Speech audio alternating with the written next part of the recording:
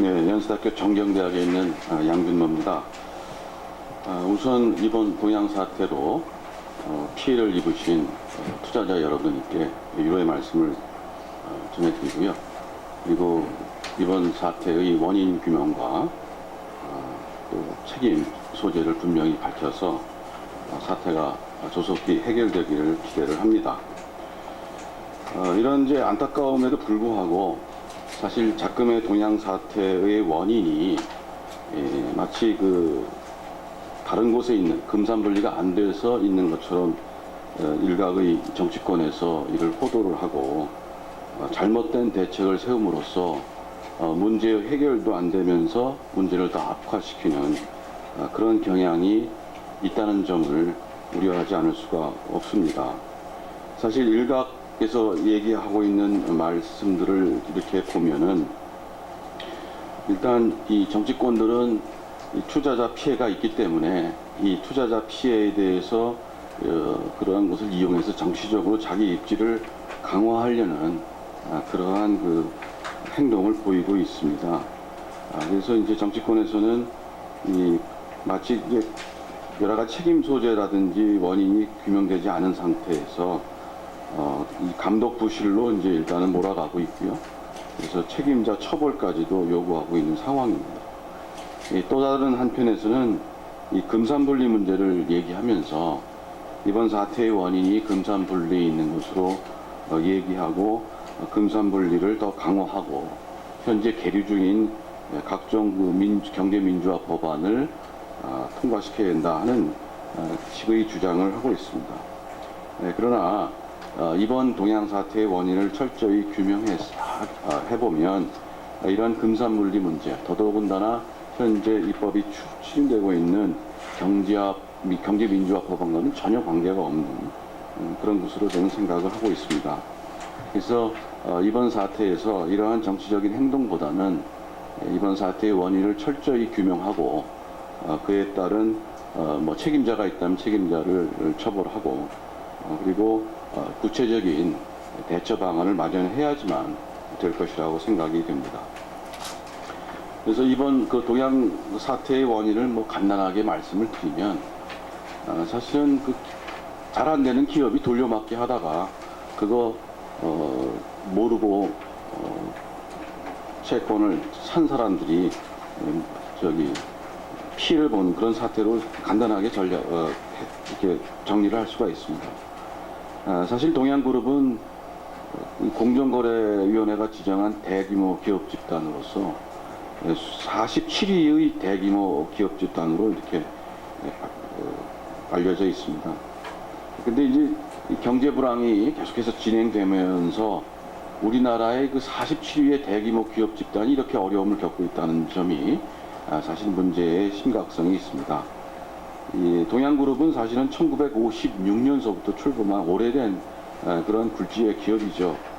근데 이러한 기업이 사실은 작금의 사태 2009년 이렇게 영업 실적을 보면 엄청나게 부실화되고 있음을 알 수 있었습니다.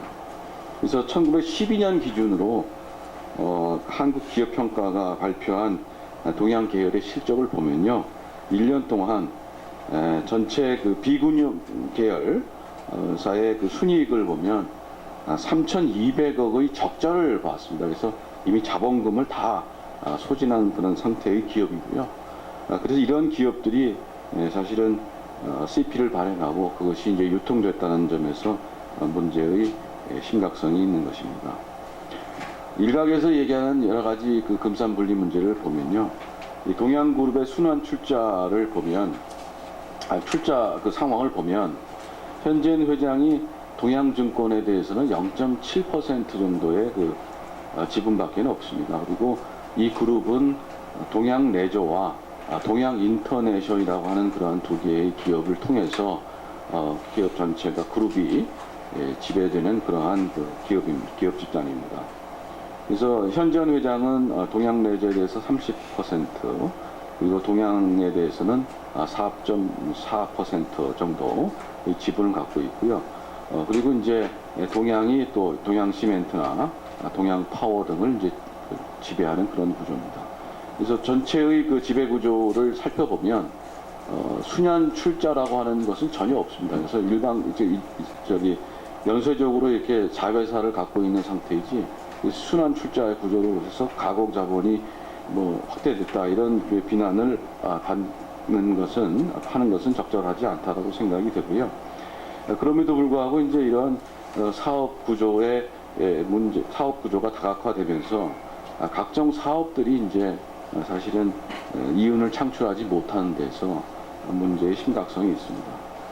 최근에 그 동양 파워가 삼척 화력 발전소 등에서 새로운 그 사업을 모색하고 있고, 그리고 이제 그 사업이 상당히 그 장밋빛으로 비춰지고 있어서 장기적으로는 이런 것이 잘 되면은 뭐 그룹이 살아날 수 있다라고 그렇게 낙관적인 전망도 있었습니다만은 워낙 그 다른 그 사업에서 순이익이 적자를 계속해서 보이고 그래서 도저히 이제 지탱할 수 없는 상황에 놓여 있었습니다. 이제 그런 그 상황에서 그러면 이거 부채가 어떻게 조달됐느냐 하는 것을 보시면요. 기본적으로 계열사에서 뭐 서로 터널링했다 이런 말씀들도 있습니다만은 계열사보다는 금융권과 시장성 부채가 훨씬 더 많습니다. 그래서 그 유인물의 표를 보시면요. 동양 그 주요 계열사의 차익 구조를 11페이지에 이렇게 제가 적어 놨습니다. 그래서 총 차입금이 1조 한 2천억 정도 되는 동양의 경우에 총 차입금이 1조 2천억 정도 되고요. 동양시멘트가 한 7천억 정도, 동양인터내셔널 6,200억, 동양레저가 5,500억 정도 있어서 제 주요 계열사의 총 차입 규모는 3조 600억, 679억 정도 이렇게 되어 있습니다. 이 중에서 이제 전체 금융권에서 조달된 그 차입금은 6,500억 정도고요.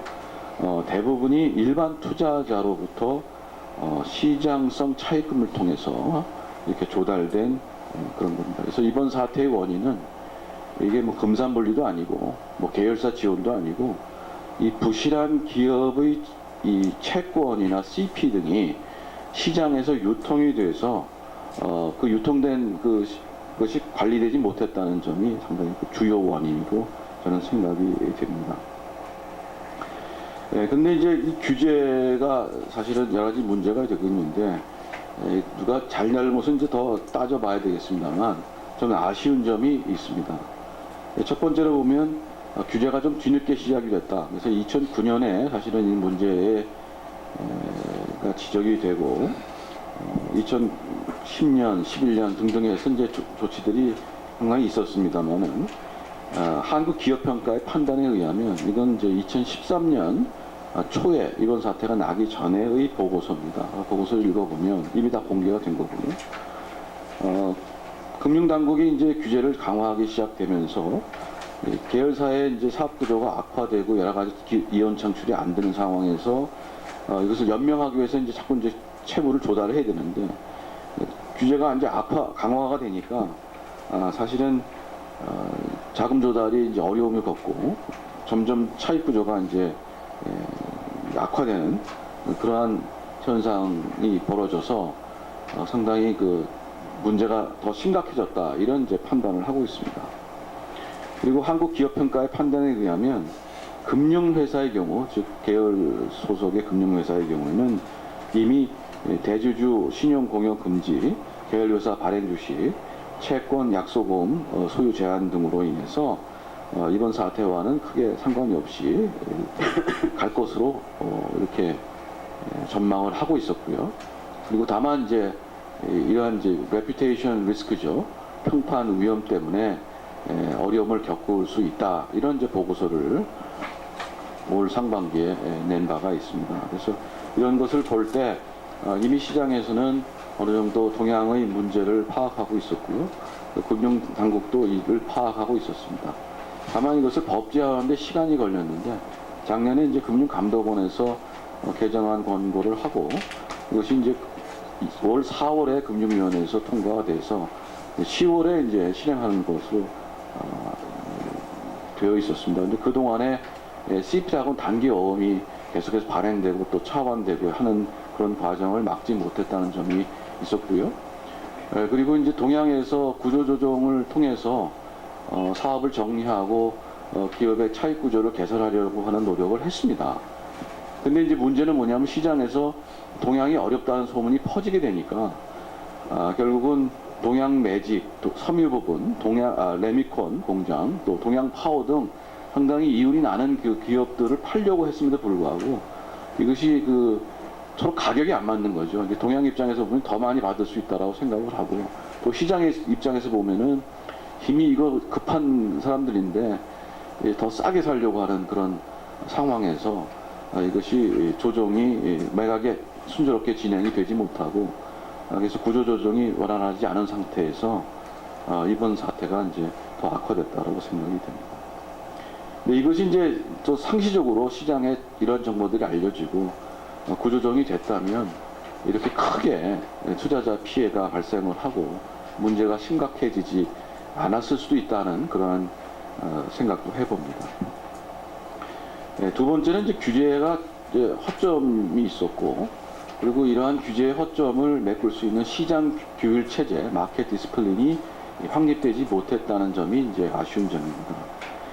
되게 우리나라의 규제는 뭐 예를 들어 몇 퍼센트 이상이면 뭐고, 하여튼 자의적인 숫자를 만들어 놓고 이 자의적인 숫자를 넘어가면 규제하고 안 넘어가면 뭐 0.01도 안 넘어가면 뭐 규제 안 하는 이러한 그 양태를 보입니다. 이게 상당히 문제가 있는 건데요. 그래서 이러한 그 소위 매직 넘버를 하나 만들어 놓고 마법의 숫자를 하나 만들어 놓고 근거도 치박하죠. 그리고 이제 이것을 엄밀하게 지키는 그런 규제가 이제 문제가 되고 있습니다. 그 중에 하나가 이제 주 채무 계열 제도라고 하는 것이 있는데요. 기업 집단의 경우에 이제 주 채무 계열 제도라고 하는 것은 신용 공여가 전체 총 신용액의 0.1% 이상이면 이것을 이제 관리하는 제도입니다. 근데 이제 동양에서는 이 CP나 쇠사채 발행을 통해서 이 제도를 빠져나가고 규제를 받지 않게 됩니다. 그래서 동양의 차익 구조를 보면 이 금융권에서 들어온 차익금이 작다는 점에서 이러한 그 감독의 허점 같은 것을 이제 볼 수가 있고요.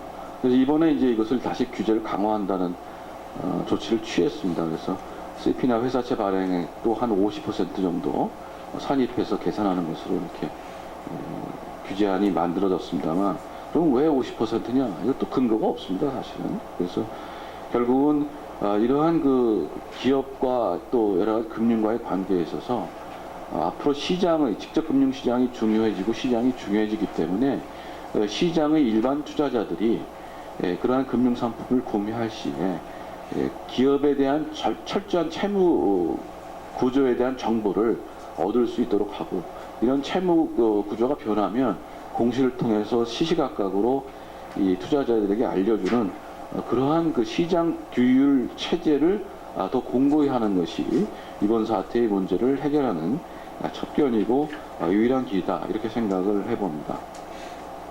그리고 세 번째를 말씀드리면 이제 대부 업체 문제인데요.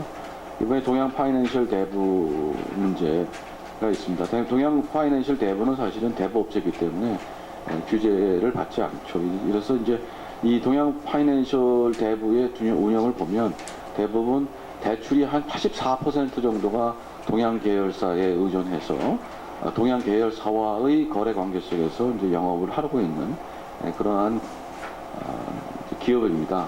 그래서 이러한 상태를 시장에 알 수 있도록 공시체제를 강화할 필요가 있다는 생각이 되고요. 그래서 아까 여러 가지 하신 여러 가지 제도들도 도입해서 시장이 정확하게 어떤 기업의 그 회사채라든지 CP라든지 하는 것의 위험성을 알 수 있도록 하는 규제를 강화할 필요가 있다는 생각을 해봅니다. 그래서 이번 사태가 이와 같이 시장 규율 체제의 미흡으로 발생한 것이기 때문에 이에 대한 대책도 당연히 시장 규율 체제를 확립하는 그러한 방향으로 나아가야 될 거라고 생각이 됩니다. 그래서 앞으로 시장 규율 체제를 강화할 수 있는 공시제도를 강화하는 그러한 철저한 제도 개혁이 필요하고, 이것이 앞서 말한 지금 현재 추진되고 있는 여러 가지 자의적인 제도, 이 자의적인 제도가 갖고 오는 여러 가지 비효율성들을 회피하면서도 우리 앞으로 나아가는 우리 전체 금융 시스템의 효율성을 향상시킬 수 있는 그러한 규제 체제라고 생각이 됩니다. 그 다음에 이제 이번 사태에서도 나왔듯이 이분법적인 규제 체제를 탈피해야 된다. 그래서 임의적인 잣대를 들이대고 0.1% 이상, 50%는 산입 등등의 그런 아무 근거가 없는 그러한 숫자를 만들어내고 이를 지키는 그런 의결권 몇 퍼센트 제한 등등의 규제 제도는 탈피하고 선진국과 같이 시장 규율에 의한 체제를 확립할 필요가 있습니다. 14페이지에 제가 미국의 National Association of Insurance Commissioner가 발표한 규제 가이드라인을 제가 한번 읽어드리겠습니다. 그래서 첫 번째, 이건 제2금융권의 감독 규제 가이드라인인데요. 보험회사는 자회사가 소유할 때 감독 당국에 보고할 것. 자, 보고만 하면 됩니다. 사실은 미국에 있어서 제2금융권의 보험회사가 어떠한 자회사도 소유할 수가 있습니다. 자회사의 영업 규제가 없어요. 그래서 우리와 다르고, 그러나 이제 보고해서 관리하고 시장이 알 수 있도록 하겠다는 그런 취지에서의 가이드라인입니다. 두 번째, 사회사의 영업에 대한 제한이 없을 것. 오히려 제한하지 말라는 거예요. 그래서 영업력을 확충함으로써 결국 문제가 뭐냐면 자회사든 계열회사든 영업력이 제한돼서 이윤을 창출하지 못하면 그 어떠한 규제에도 소용없이 그냥 망하게 되는 겁니다. 그래서 이러한 제한을 없앨 것이라고 하는 것이 규제 당국의 가이드라인입니다. 세 번째는 소유 지분에 대해서 임의적인 제한을 하지 말라. 지금 우리 의결권 제한을 제2금융권에서 해야 된다는 얘기를 하는데, 이건 미국의 규제 당국이 각 주에 내린 규제 가이드라인으로서 각 주에서 이렇게 소유 지분 제한을 하지 말라는 그러한 권고를 하고 있습니다. 그 다음에 이제 자회사와 모회사 간의 대출을 포함한 금융 거래는 공시하라. 즉 시장 규율 체제를 확립하라. 이러한 가이드라인을 주고 있습니다. 그래서 이러한 미국의 그러한 규제 당국의 가이드라인을 우리나라도 조금 더 연구할 필요가 있다고 생각이 됩니다. 금산분리를 아까 김성정 교수님께서도 말씀하셨습니다만, 제가 금산분리를 전 세계 금산분리를 한번 보니까 금산분리를 하고 있는 나라, 철저하게 금산을 완전히 분리한 나라는 없습니다. 대부분의 나라가 어느 정도의 연결고리를 인정해주고 있고요. 은산분리를 이제 조금 시시하고 있는 나라, 그러니까 은산분리를 하되 일정한 부분, 완전히 분리하는 것이 아니라 일정 부분 제한을 하고 있는 나라들이 이제 보면 미국을 중심으로 한 영미계열인데요. 이 영미계열도 여러 가지 자세히 보면 FDIC에 등록된 은행업을 하고 있는 그런 회사 중에서 여러 가지 자회사들을 소유하고 있는, 또 기업을 자회사들을 소유하고 있는 그런 은행들이 있습니다. 그래서 이 은산분리가 어떻게 보면 금과 옥조도 아니고, 더더군다나 이걸 제2금융권까지 확대한다는 것은 그런 여러 가지 금융 시스템 아키텍처 설계상 문제가 있는 겁니다. 다만 여러 가지 지적되고 있는 문제점들이 있기 때문에 이에 대한 보완 장치의 일환으로 시장 규율의 강화라고 하는 것이 필요한 조치라고 생각이 됩니다. 그리고 이제 동양 사태와 금산분리는 어떠냐? 일단 말씀드리면 현재 추진되고 있는 경제민주화 법안 그리고 금산분리와는 사실 관계가 없습니다. 현재 국회에서 추진되고 있는 금산분리 강화 법안은 크게 세 가지인데요. 첫 번째는 금융회사 지배구조에 관한 법률에서 금융사 대주주 적격성 심사 부분이고요. 그다음에 두 번째는 공정거래법에서 금융사의 동일계열 비금융회사 의결권 제한 강화, 그리고 세 번째는 공정거래법에서 중간금융지주회사의 설치 의무 등입니다. 이 금융사 대주주 적격성 심사 강화 방안은 금융사 최대 지주 및 특수관계인에 대해서 일정 법률 위반 여부를 주기적으로 심사하고 결격 시 요건 충족을 명하는, 그 다음에 불이행 시 소유 주식을 처분하도록 명령을 내리는 그러한 법안이죠. 이게 뭐 세계에 유례가 없다고 하는 그런 건데, 누가 소유하는 것보다는 다른 나라에서는 이제 경영인에 대해서 지배주주의 그 주주부를 극대화하는 차원에서 이 경영인의 여러 가지 도덕적 해이를 방지하기 위해서 경영인에 대한 여러 가지 적격성 심사들을 하고 있습니다. 물론 일부 이제 국가에서 대주주에 대해서 일단 그 여러 가지 상황을 보고하고 그리고 이제 심사하는 규제를 두는 것도 있습니다만은 이와 같이 상시적으로 한다는 그런 법안을 갖고 있는 나라는 제가 알기에는 없는 것으로 알고 있고, 더더욱 문제는 이게 누가 지배하느냐, 누가 자본을 출자하느냐를 규제함으로써 이 금융사의 주인을 뺏는 그러한 이제 악영향을 가져오고 있습니다. 그럼 동양 사태에서는 그럼 어떠냐? 동양 사태에서 이 현재현 회장은 동양증권에 대해서 지분권이 0.71%입니다. 이런 뭐 상황하고 관계가 없고요. 만약 현재현 회장이 이제 실질적인 영향력을 행사하기 때문에 심사를 한다 하더라도 현재 회장이 이런 여러 가지 불법적인 행위를 뭐 과거에 저질렀느냐, 제가 아는 지식에는 없는 것 같고요. 만약에 다른 사람이 그럼 현재 회장이 아니고 다른 주주가 했다 하더라도 이번 사태에서 볼 수 있듯이 동양증권이 뭐 여러 가지 불법적인 행위를 했는지 이제 더 조사를 해봐야 됩니다만, 의결권 제한하고는 크게 그 관계가 없고, 의결권의 심사, 적격성을 심사를 한 저축은행 사태, 아까 김 교수님께서 말씀하셨습니다만은 이 저축은행 사태에서도 이미 실수를 했습니다만 저축은행 사태를 막지를 못했습니다. 그래서 이것이 이번 사태와는 관계가 없다는 생각을 해봅니다. 그 다음에 이제 의결권 제한 제도도 뭐 관계가 없는 건데, 이번 법안은 그러니까 이 의결권 제한 법안은 대기업 집단 금융보험사의 비금융계열사 주식에 대한 의결권 행사 범위를 특수관계인을 포함해서 현재 15% 한대에서 5% 한도로 축소하는 것입니다. 아까 말씀드렸듯이 현재현 회장이 뭐 0.71%만 갖고 있는 상황이고요. 그 다음에 이제 비금융 계열권이 있느냐, 동양증권이 갖고 있는 회사들은 되게 금융 관련 회사들이고요. 비금융 계열사는 없습니다. 그래서 아무 관계가 없는 그러한 법안이 되겠습니다. 그 다음에 중간 뭐 지주회사, 일단 동양그룹은 지주회사가 아니기 때문에 관계가 없고요. 이번 사태와도 관련이 없다라고 생각이 됩니다.